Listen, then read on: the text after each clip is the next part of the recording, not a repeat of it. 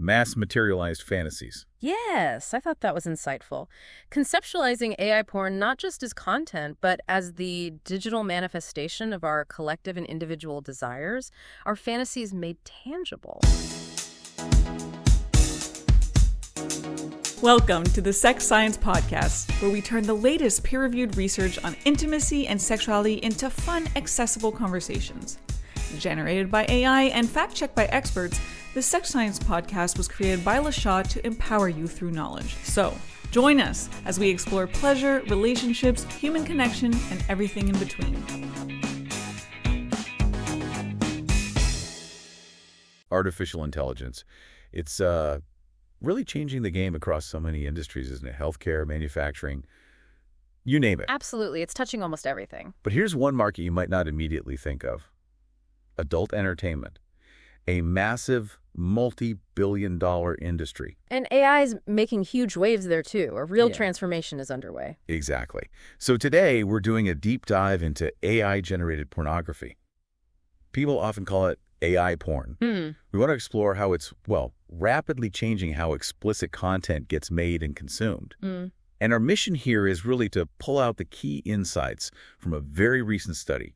It's by LaPointe and colleagues, just out in 2025. Right. It's an empirical study that systematically looked at these AI porn websites, what they offer, how they work, the customization. Yeah, basically giving you a shortcut to understanding this really complex, fast-moving intersection of tech and, human sexuality. A lot to unpack there. Definitely. Okay, so let's start at the beginning. What is AI porn exactly? Broadly speaking, it's any sexually explicit content that's created or even just modified using AI tech. So that could be pictures, right? Static visuals. Static visuals, yeah, but also dynamic stuff like videos, GIFs, even interactive experiences with AI agents. It's a pretty wide umbrella. Gotcha. And this study you mentioned, what did they look at specifically? They analyzed 36 English language AI porn websites, and the main thing, the core offering right now, mostly generating images. Images are dominant then. Very much so. About 80.6% of the sites they looked at let users generate still images. That seems to be the foundation, the most mature part of it currently. But it's not just images. I take it things are moving fast here. Oh, absolutely. It's diversifying quickly. While images lead, you've got, almost 42% offering video generation already? 42%. Wow. That's significant. It is. And then smaller numbers for GIF generation, around 14%. Audio content creeping in at 25%. Audio. Interesting, like AI-generated moans or dialogue. Presumably, yes. And even one site, just 2.8%, was doing content specifically for virtual reality. VR. Okay, that's starting to sound very futuristic. It is. Plus, you can create avatars on some sites, about 14%, and even 3D characters on around 8%. So the visual side is getting quite sophisticated. You mentioned modification earlier, too. It's not just creating from scratch. Right. That's a huge part of it. Over half the sites, 55.6%, let you modify existing images. Like making them higher resolution? Yeah. Image upscaling was pretty common, about 44%. Also, style conversion, changing the artistic style on 22% of sites. And the more controversial stuff. Well, yes. That's where things like undressing or nudifying capabilities come in. That was present on a third of the sites. A third. And it goes further. Face swapping on 16.7%. Face morphing, which is more like blending faces on one site. And then deepfake creation, about 11%. And deep nudes specifically, on almost 14%. Deepfakes and deep nudes, those terms carry a lot of weight, ethically speaking. They really do, especially when you consider the potential for misuse without consent. It raises huge questions. And what about interactivity? You mentioned AI agents. Yes. This is where it gets really different from just passively viewing content. Almost half the sites, 44.4%, let you interact with AI characters. Aerobots, they're sometimes called. Interact how? Like chatbots? Mostly text exchange. Yeah, that's on all those interactive sites. But also phone calls on about 11% of them. Phone calls with an AI. Apparently so. And picture exchanges, too, on about 22%, both sexual and non-sexual pictures. So you're building a kind of relationship almost. You can certainly simulate one. You can customize the text settings on many, like the AI's personality, and engage in role play on over a third of these sites. It's a big step towards personalized interactive fantasy. Okay, so stepping back, how do these sites function overall? Are they like social media platforms? In some ways, yeah. Most, nearly 95%, let you create user accounts.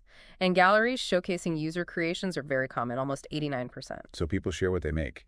Often, yes. And you have social features like liking and commenting on about 58% of sites. Plus, controls over whether your own creations are public or private on nearly half. Right. But what about the safety aspect, especially with using real people's likenesses? You mentioned deepfakes. That's the crucial point the study highlights. There's a big gap there. Only a tiny fraction, 8.3%, even mentioned needing consent for replicating real people. Only 8%. And worse, only one single site out of the 36 actually had a verification process. Just one, requiring ID and written consent with a photo. Wow. So 2.8% had any real check in place. Exactly. It shows a real disconnect between the power of the tools and the safeguards. That's definitely a major concern. Okay, so let's say I wanted to use one of these sites. How do I actually, tell the AI what kind of image or interaction I want? Let's talk production strategies. Right. So how do you actually make the stuff? The study found two main ways. First, and this is almost everywhere, 97%, is feature selection. Basically clicking buttons, choosing from menus, like picking hair color, body type, that sort of thing. Very user-friendly. Like building an avatar in a game. Kind of, yeah.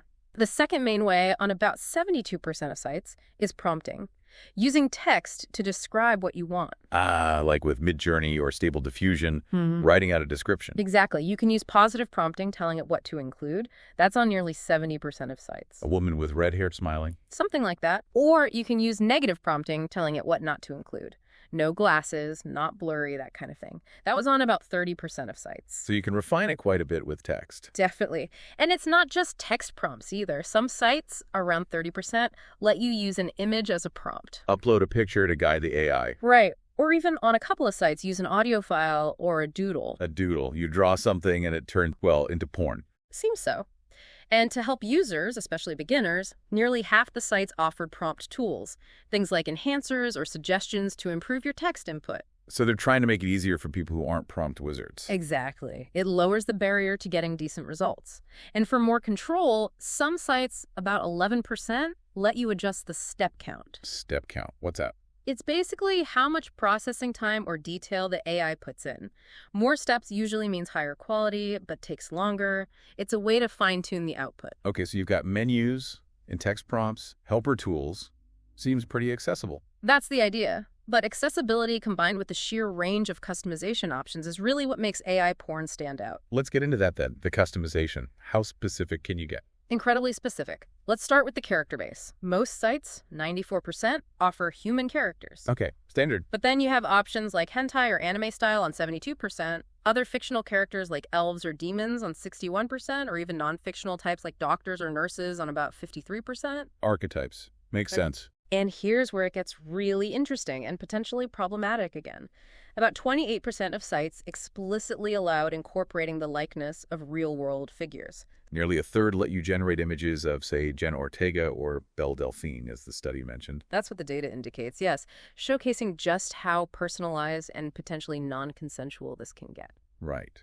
Okay, beyond the base character or likeness, what else can you customize? Demographics? Oh, yeah. Gender identity is customizable on 86% of sites. Age on 64%, ethnicity on nearly 70%, even sexual preferences of the character on about 28%. So, very detailed profiles. What about physical appearance, body details? Hugely customizable. Overall body features on 72%. Specifics like breasts on almost 70% with options for size, shape, even nipple details. Buttocks on 55%, again with size options. Very grainer. And more general things too. Weight on 70%, height on 30%, muscle definition on 64%. You can even specify the character's perceived emotion or level of arousal on almost 60% of sites. Emotion and arousal levels, that's getting really specific about the mood. It really is. It's about crafting a precise visual. What about what the characters are doing? The scene itself? Yep, that's customizable too. Sexual positions on 58%. Specific sexual actions on 58%, broader activities like swimming or dancing on 72%. And clothing, or lack thereof. Clothing options are available on 75% of sites. You can specify items and even modifiers like wet or transparent clothing. Transparent clothing. Nice. Plus, you can often tweak foundational things like the underlying AI model or the art style, and contextual elements too, the setting, time of day, weather, lighting. It sounds like you can basically direct your own scene, down to the finest detail. That's pretty much it. It's about materializing a very specific fantasy. You have to wonder where this level of control takes us next, don't you?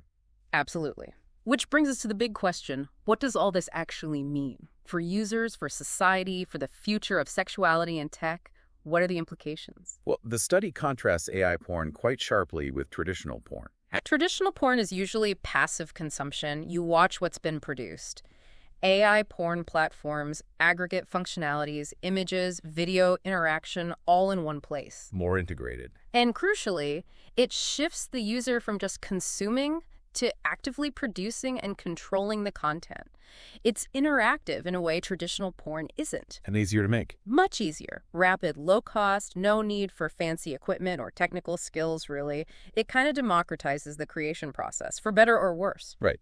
So let's talk about the better or worse. What are the potential upsides this study mentions? Socially, ethically. There are some interesting potential positives. For sexual education, for instance.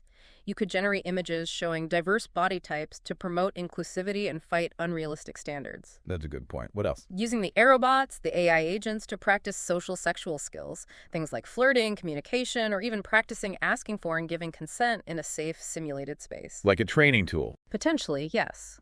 Also, therapeutic applications, maybe exposure therapy for certain sexual anxieties or phobias. And for researchers, it offers a way to create standardized stimuli for sex research, which has always been tricky. Okay, those are some compelling potential benefits. But what about the downsides? The risks? They are significant. As we discussed, the prevalence of deepfake and content alteration tools on over a third of sites, combined with the almost total lag of consent verification for real people. That's a huge red flag. The potential for malicious use seems enormous, creating non-consensual pornography of real people. Exactly. And we know this content can spread incredibly quickly online. Cases like the Taylor Swift deepfakes illustrate how easily this happens and how it disproportionately targets women and girls. Regulation and accountability are lagging way behind the tech. It also makes it harder to know what's real and what's AI, I imagine. Definitely. That line is blurring. And then there's the impact on human creators, sex workers, performers, artists. Their livelihoods are threatened by competition from AI and by having their own likenesses or work potentially stolen and used non-consensually by these tools. A major disruption for that industry. For sure. Plus the risk of reinforcing harmful stereotypes or unrealistic beauty and sexual standards because users can generate exactly what fits potentially narrow ideals. It's interesting, though, you mentioned the study finding that images perceived as AI were rated less arousing. Yeah, that was a fascinating finding from other research cited in the paper. Even if hyper-realistic, knowing it's AI seems to reduce the arousal for some people, there's still something about authenticity, perhaps. So looking ahead, where does this study see this going? Is AI porn going to completely take over? The study suggests a gradual but steady evolution towards an AI-driven landscape. AI video is still pretty basic compared to professional human productions right now. Right. Often short clips, maybe a bit uncanny. Exactly, but the pace of AI development is just incredibly fast. So the expectation is that AI video will get much more sophisticated, longer, more complex. It could eventually rival or even surpass human-created content in many ways. Potentially removing human creators from the loop almost entirely. That's a real possibility down the line for much of the market. The study used a phrase, mass materialized fantasies. Yes, I thought that was insightful. Conceptualizing AI porn not just as content, but as the digital manifestation of our collective and individual desires, our fantasies made tangible. And the process itself generates data about those desires. Precisely. It provides this real-time window into human intimacy and preferences on a scale we've never seen before. Technology and our inner lives are co-evolving. And it won't just be screens, right? The study talks about convergence. Absolutely. The future likely involves integrating AI porn generation with other technologies. Think AI-controlled sex toys providing physical feedback. Haptic suits, maybe. Haptic equipment, yeah. Integration with camming platforms, maybe interactive AI performers, blending with gaming, and especially with extended reality, VR, AR, mixed reality. So you could be interacting with an AI partner in a fully immersive virtual space. Or even a hybrid partner, blending real and artificial elements, leading to what the study calls multimodal or multidimensional pornography, a whole new kind of intimate experience. Wow.